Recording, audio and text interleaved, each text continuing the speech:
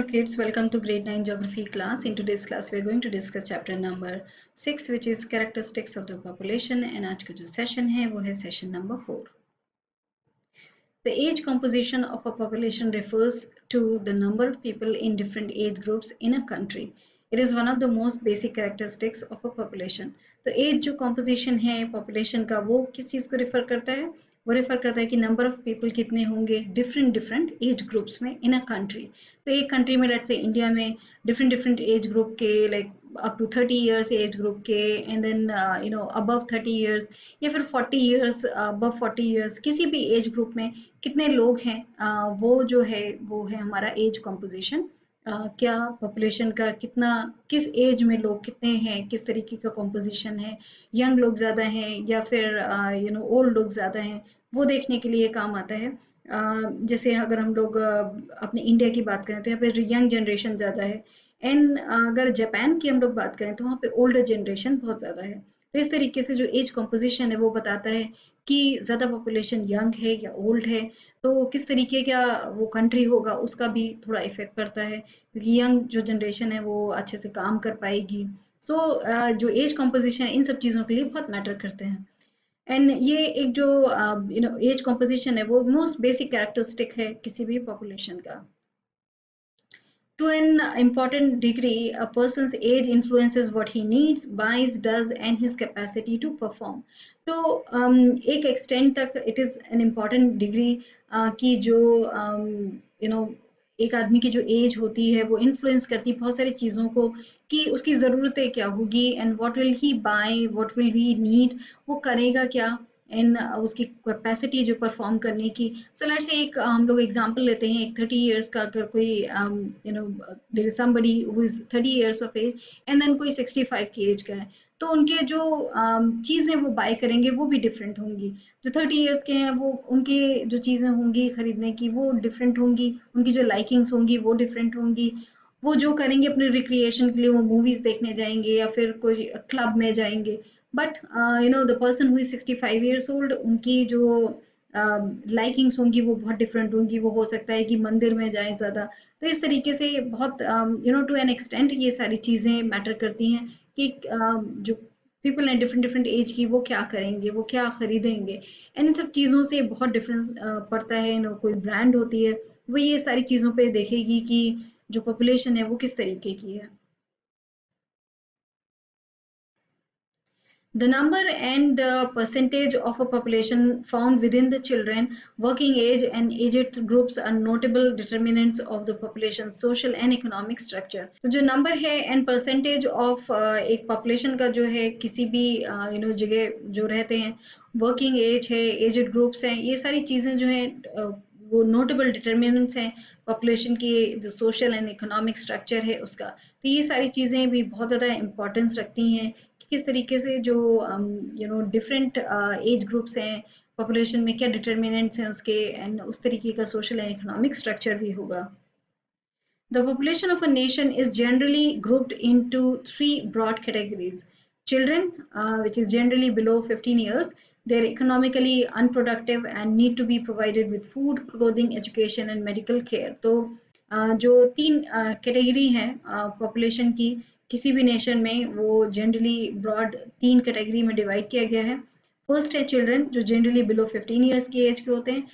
ये जो चिल्ड्रन हैं वो इस एज ग्रुप के जो लोग हैं जो इसमें आते हैं बच्चे वो इकोनॉमिकली अनप्रोडक्टिव होते हैं और उनको प्रोवाइड करना पड़ता है. फूड है क्लोथिंग है एजुकेशन है मेडिकल केयर. तो ये सारी चीज़ें जो हैं उनको द मॉम एंड डैड और the relative whoever provides them तो वो उनको प्रोवाइड करते हैं क्योंकि इकोनॉमिकली अनप्रोडक्टिव होते हैं ये जो एज के बच्चे होते हैं वो.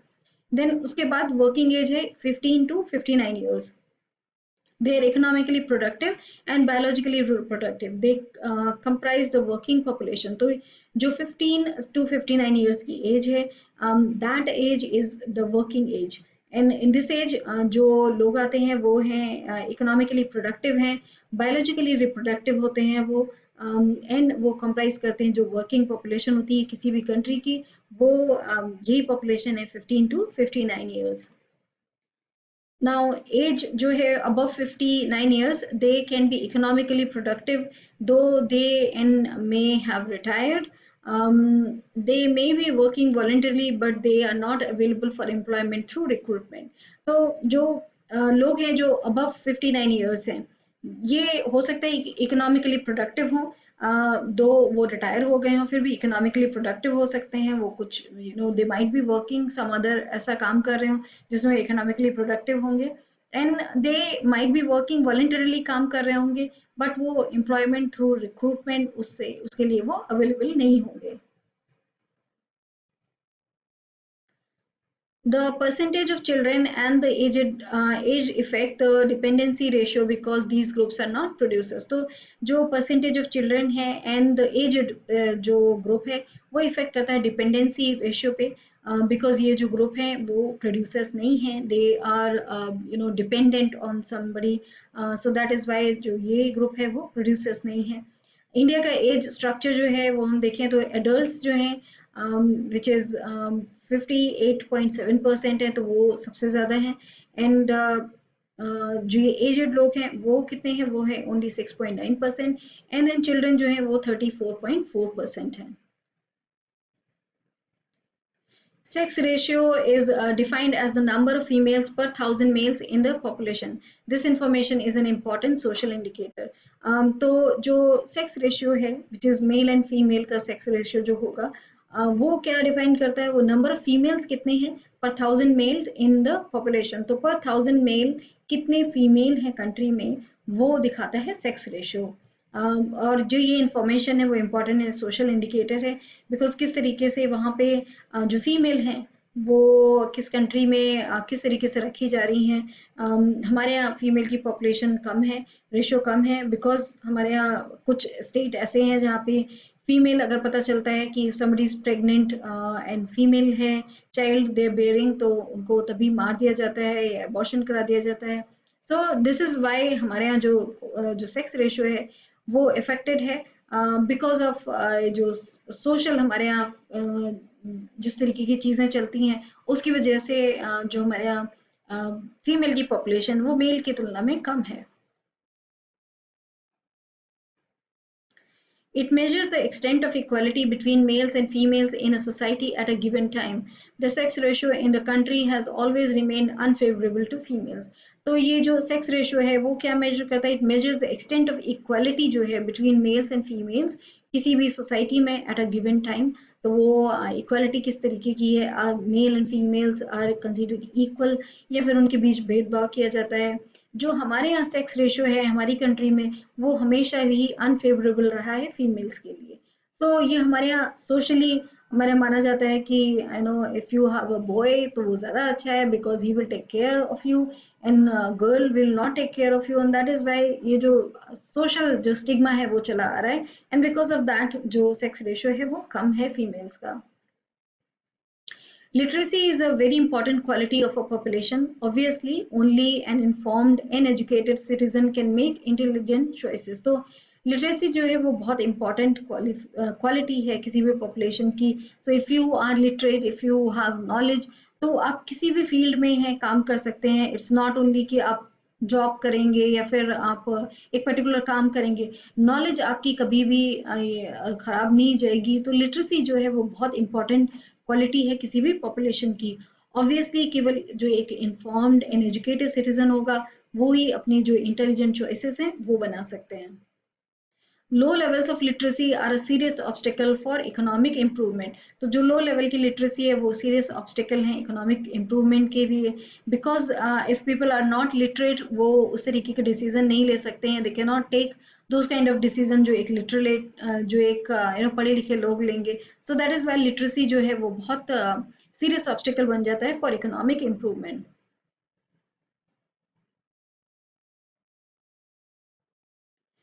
According to the census of 2001, a person aged 7 years and above who can read and write with understanding in any language is treated as literate. तो according to जो census है इंडिया की in 2001, कोई भी person जो aged 7 years है and above है उसके, जो पढ़ सकता है या लिख सकता है with understanding, किसी भी लैंग्वेज में, उसको ट्रीट किया जाता है एज लिटरेट, तो उनको माना जाता है कि वो लिटरेट है।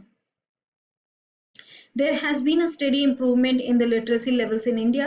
The literacy rate in India, as per the census of 2001, is 64.84%, 75.26% of males and 53.67% for females. So जो literacy rate है उसमें steady improvement हुआ है, literacy level जो है इंडिया में उसमें steady improvement हो रहा है। द लिटरेसी रेट जो है हमारी कंट्री में एज पर द सेंसस जो हुआ 2001 में, तो उसमें 64.84% जो है वो है literacy rate, and 75.26% of male है जिसमें literate, and 53.67% for female. So we can see कि काफ़ी डिफरेंस है in the male and female का जो लिटरेसी रेट है उसमें, बिकॉज इंडिया में अभी भी सोशल स्टिग्मा की वजह से अभी भी ये माना जाता है कि girl has to marry and उसको ज़्यादा पढ़ने की ज़रूरत नहीं है। अभी भी रूरल एरिया में सारी चीज़ें चलती हैं, and that is why male का जो लिटरेसी रेट है वो ज़्यादा है in comparison to females. So that's all we have discussed in this session about किस तरीके से literacy rate है and all these factors जो हैं affect करते हैं, and how जो sex ratio है वो भी बहुत सारी चीज़ें जो हैं उसके factors हैं, and that is why जो per thousand male जो हमारे यहाँ कम है वो एक दिखाता है कि किस तरीके से जो social environment है वो कैसा है. So that's all we have discussed in this session. Thank you.